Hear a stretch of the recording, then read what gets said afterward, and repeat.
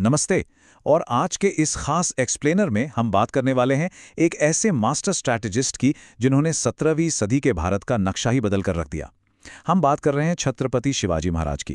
ये कोई आम ऐतिहासिक कहानी नहीं है, बल्कि ये कहानी है बेजोड़ इनोवेशन की, जिसने उस समय के सबसे ताकतवर और विशाल साम्राज्यों की नींव हिला दी थी। तो चलिए इतिहास के इस बेहद रोमांचक सफर पर चलते हैं। ठीक है, तो सीधे मुद्दे पर आते हैं। जरा सोचिए, 1600 के दशक में क्या कोई 16 साल का लड़का एक विशाल साम्राज्य की नींव रख सकता है, वो भी उन टूटे फूटे भुला दिए गए किलों के सहारे, और ऐसी रणनीतियों के साथ जो उस समय किसी के ख्यालों में भी नहीं थी। सुनने में एकदम नामुमकिन लगता है ना।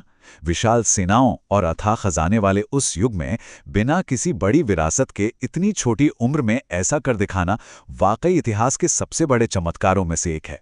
तो आइए सबसे पहले बात करते हैं भाग 1 की, स्वराज्य का दृष्टिकोण। साल था 1630। ये वो दौर था जब हर तरफ भयंकर उथल-पुथल मची हुई थी, और इसी अराजक माहौल में शिवाजी का जन्म हुआ। अब इस पूरी स्थिति को समझने के लिए हमें जागीर के सिस्टम को समझना होगा। जागीर बेसिकली एक तरह की जमीन होती थी जो इनाम के तौर पर दी जाती थी। शिवाजी के पिता शाहजी भोंसले दक्कन के सुल्तानों के लिए काम करते थे और ज्यादातर घर से दूर ही रहते थे। ऐसे में शिवाजी का बचपन पुणे की इसी जागीर में बीता। उनकी परवरिश उनकी मां जीजाबाई और कुछ बेहद भरोसेमंद अधिकारियों की देखरेख में हुई।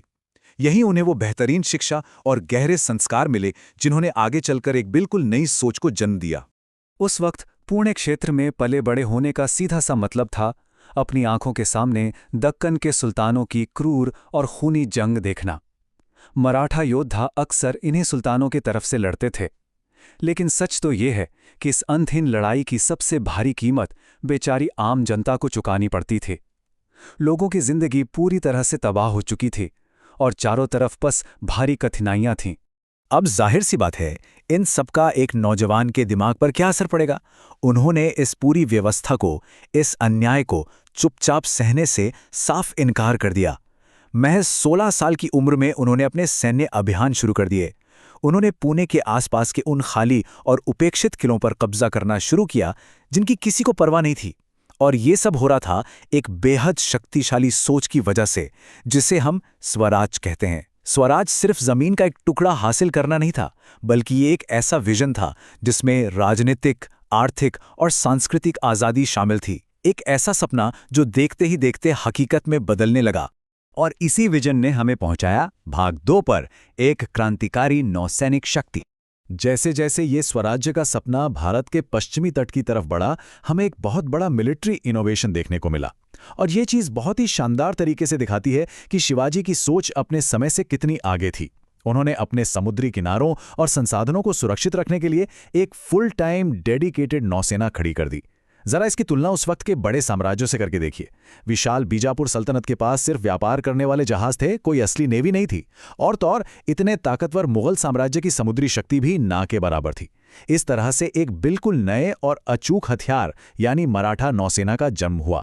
इस नौसैनिक रणनीति की असली ताकत को अगर महसूस करना हो तो बस महाराष्ट्र गोवा बॉर्डर पर बने सिंधुदुर्ग किले के बारे में सोचिए। ये कोई मामूली इमारत नहीं है, ये सचमुच समंदर के बीचों बीच खड़ी एक अभेद्य दीवार है। इस तरह के विशाल तटीय किलों ने मराठा नेवी को उस दौर में अजेय बना दिया। शिवाजी महाराज ये बात बहुत अच्छी तरह समझ गए थे कि जो समंदर पर राज करेगा असल में वही सुरक्षित रहेगा। बिल्कुल एक गेम चेंजर सोच। चलिए अब समंदर से जमीन पर वापस लौटते हैं भाग 3 में, गुरिल्ला रणनीति में महारत।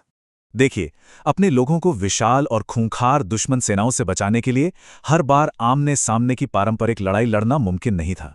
दुश्मन की संख्या हमेशा मराठों से ज्यादा होती थी। इसलिए उन्होंने गुरिल्ला युद्ध का मास्टर प्लान तैयार किया। इसके 3 मुख्य पिलर्स थे। पहला, बड़ी बड़ी सेनाओं की जगह छोटी और तेज टुकड़ियों का इस्तेमाल करना। दूसरा, बिजली जैसी रफ्तार और दुश्मन को पूरी तरह सरप्राइज कर देना।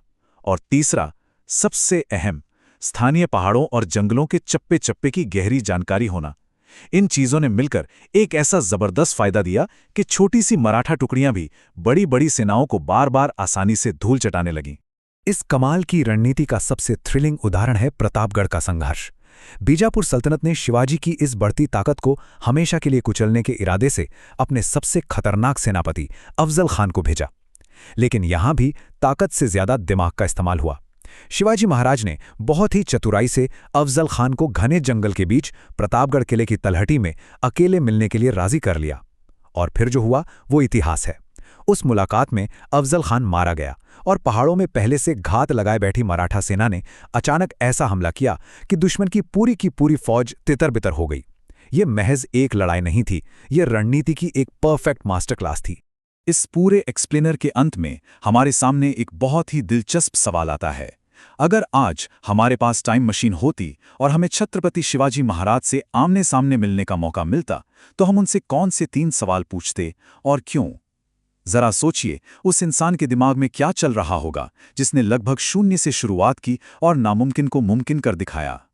आज के इस एक्सप्लेनर को हम इसी सवाल के साथ यहीं छोड़ते हैं, ताकि हम सब इस महान रणनीतिकार की सोच के बारे में थोड़ा और गहराई से विचार कर सकें।